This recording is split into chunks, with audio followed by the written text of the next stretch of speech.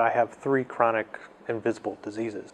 By looking at me, you wouldn't know I was sick. Every person who has Crohn's, their symptoms are a little bit different than the other person. It's a chronic illness. It's an autoimmune disease of the gastrointestinal system.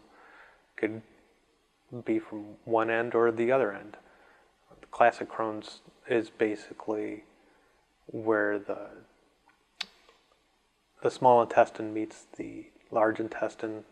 There's a place called the ileocecal valve, and it's in that junction, that area, that you can get scarring, ulcers, your intestines basically eating themselves. And that's what had happened with me. I had a section that was about 25 centimeters long that became so scarred and ulcerated that it swelled up to the size of a Nerf football. The diagnosis of Crohn's impacted my work life immensely. It's changed how I view things. I'm always looking for bathrooms. I'm always looking to find the easy way out of things in case things get dicey. My job here at the university allows me the freedom to take care of my disease when I need to take care of it.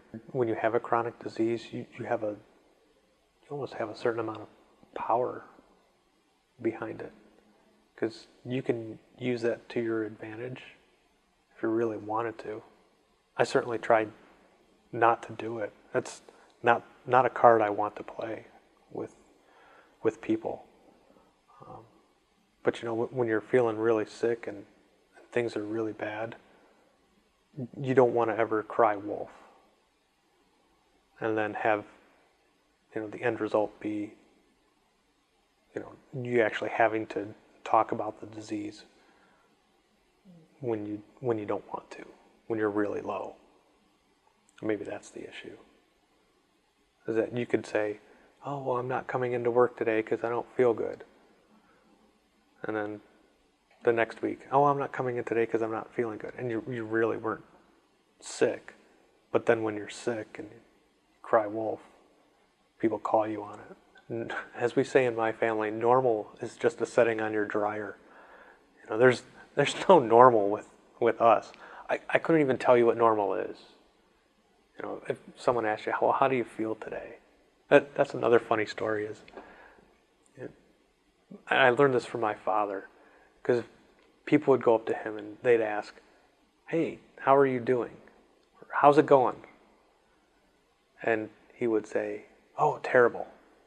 And people would say, oh, great, and go on their way. And then, you know, 30 seconds later realize, wait, he just said he was terrible. And he really wasn't terrible. I think he was just sick of the nonchalant answers that people say, hey, how's it going? Good. You? Yeah, good. And then we go on our separate ways.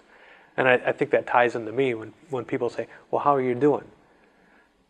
And I have to think, okay, how am I really doing? How much do I really want to tell you? You know, I might ask them, do you really want to know? And they might say, yeah, I really want to know. And people who say that, well, they might get a more descriptive answer than what they had bargained for.